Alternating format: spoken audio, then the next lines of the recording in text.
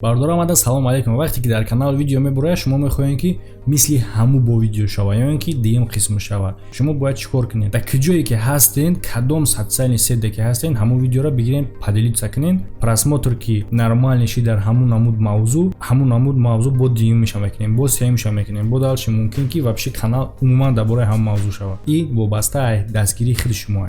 Ва бардор имрӯз гап мезанем дар бораи Алберт Эйнштейн. Барои чӣ ки видеое ки пеш кардем дар бораи Алберт Эйнштейн, дар уҷа якчанд комментариҳо шидак. Ман мехоҳам дар ин бора гап занам, фикр мекунам ки мавзӯи муҳим аст. Вақте ки ман гуфтам Алберт Эйнштейн мега ки худо бо кости бозӣ намекунад, дар ҳамин бора комментария шид ки Алберт Эйнштейн дар худо бовар надошт, яъне ки и гапа чӣ хел метавонист ки ӯ бигӯяд. Бале бардор, шумо ҳам тӯрӣ гуфтен, ҳам нотӯрӣ, яъне чӣ хел? ҳозир дар ин видео мефаҳмем.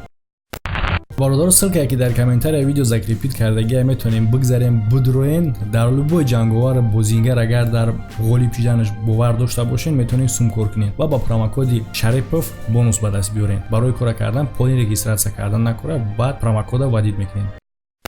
Ва дӯстон, ҳозир ман як история дар шумо нақл мекунам ва мумкин бисёриҳо бидонанд ҳам историяро ва касе надона, хай медона. ҳозир як вақтое дар университет профессор студентҳоро савол метавад: худо ҳама чиро сохтагиа? Студентҳо мегӯянд бале профессор. Мега ҳама чиз, тамоман ҳама чизе ки дар дунё вуҷуд дора худо сохтагиа? Студентҳо мегӯянд бале. Баъд мега модоме ки худо ҳама чиро сохтагӣ боша, значит бадирам худо сохтагиа? Ва мега хе нигоҳ кунем, худо и худаш бадия. Астағфируллоҳ. Ва профессор баъди гапҳо гуфтан худша гарени ҳис карда дар дуруни аудитория гир мегарда ва ин студент ки қадиш гап зада буд, бечора сараш хам мешава, меистад. Баъд як студенти дига дастша мевардора, мега мумкине савол бутун. Профессор мега майле. Баъд студент савол метавад: хунукӣ вуҷуд дора? Профессор мега бале. И чӣ хел савол аст?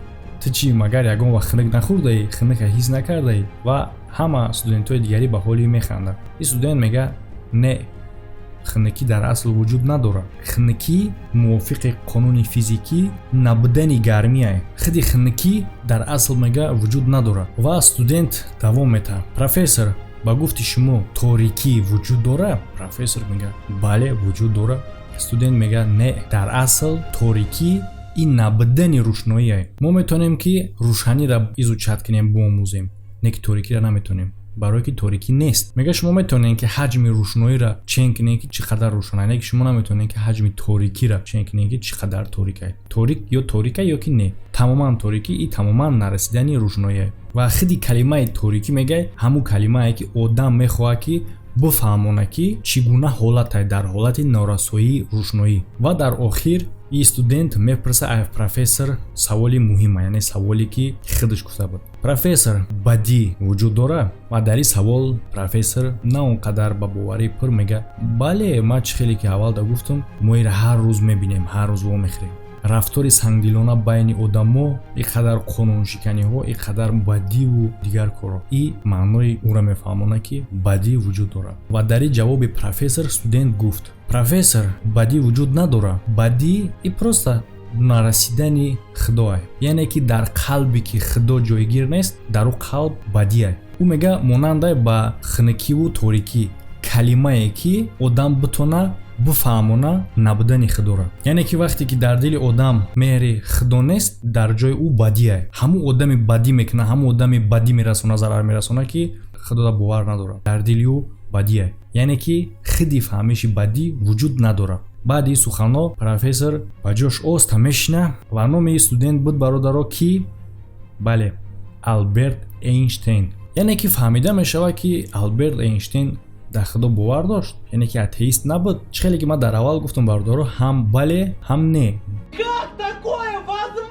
яъне ки чӣ гуфтаниям ман? Алберт Эйнштейн медонист ки мақсад ин қадар вселенная, ин қадар кураи замин, ин қадар табиат ира касе сохтагӣ аст, да бовар дошт, не ки ягон дин да тааллуқ надошт. барои чӣ ки бисёр чизҳоеро ман хондам, мега ки несостиковка доранд дар ино. имена мисол овардагие ки дар библия бисёр историяҳош ба логика агар фикр кунӣ туғрӣ намегирад. мега ҳамин сабаб и наметавонист ки худи дин да бовар кунад. ва бале бародаро, агар гарчанде ки ё олим бошанд, гарчанде тарзи фикри ё ҳамқадар бахувват боша, айдига одамо фарқ дошта бошанд, бародаро ё ҳама чиро фаҳмида наметавонанд. Мисол мегирем, и ҳамун соҳаи худаш да олима, и ҳамун соҳаи худаш да зура. Мисол дар физика и ҳамун қадар мефаҳма, ки одами оддӣ намефаҳма. Правилно? аз шумо фикр кунед ки дар инҷа дута одама иш ба ҳамун дараҷаро мефаҳмад, ки и одам умуман чениро наметавонад фаҳмида. Разница байни фаҳми шумо фикр кунед, не ки ишам фикр кунед ки ҳар душ одамай. Ана ки шумо фикр кунед ки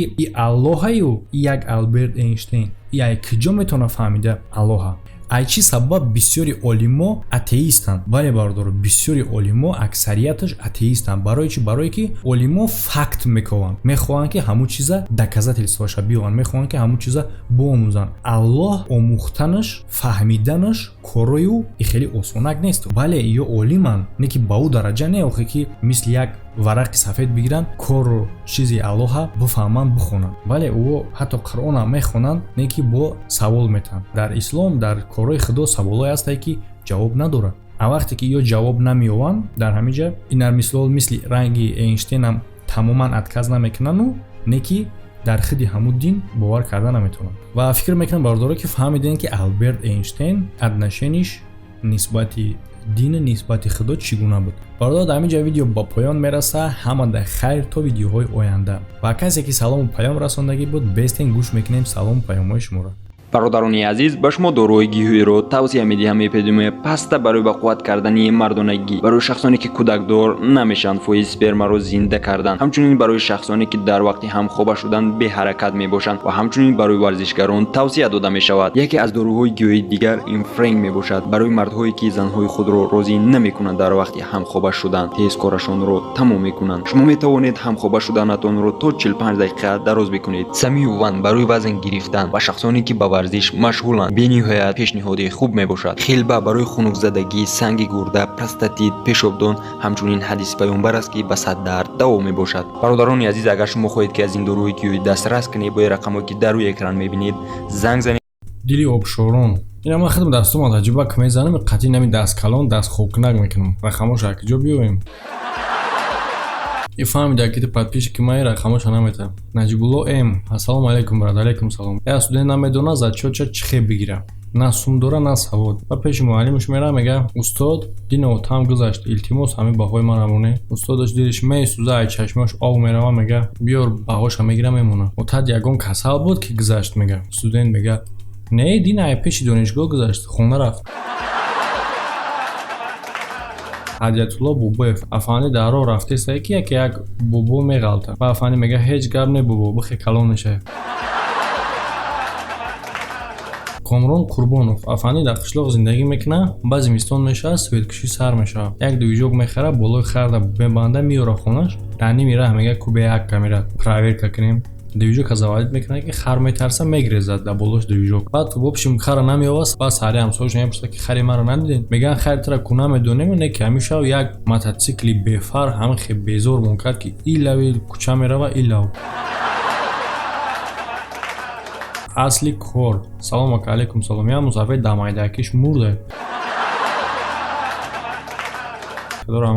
Саид влог. Ассалому алейкум. Алейкум салом. Гарибон видео. Салом акай Муҳаммад. Алейкум салом. Саломи маро ба халқи мусалмон бирасон. 35 лайк. Музика онлайн ТВ. Салом бародар, ту беҳтарин блогер. Ту дар раҳмат. Саломат боши брат. Алейкум салом. Ислам, религия. Салом алейкум ва раҳматуллоҳ. Ва алейкум салом ва раҳматуллоҳ. Бародар, чӣ ба ҷавоб намедиҳад ин ширкат? Соати кори да бинависем брату. Шав ними шав нанависем соати 3-4. Баҳруллоҳ Собиров. Салом акай Муҳаммад. Салом ба бачаҳои ваҳдат. Алейкум салом. Сомони Ҳасратов. Саломи ман ба акай Абдулвосӣ дар Нижний Тагил аст. Худам дар Екатеринбург ҳастам. Ва боз салом рой карда ба акай Шариф ва хостае ки зинда бошед. Ислам Давлатов. Салом алейкум акай братан. Ва алейкум салом додари братан. Номи ман Давлатов Довуд ай Самара. Афанди бозор рафтай. Афанди духи харид рафтай бозор. Баъд духи фурӯша гуфта як духи хар бите. Баъд духи фурӯш ҳайрон мешава, мега ман хеле духи надорам, бира хита да танаи хар бошад.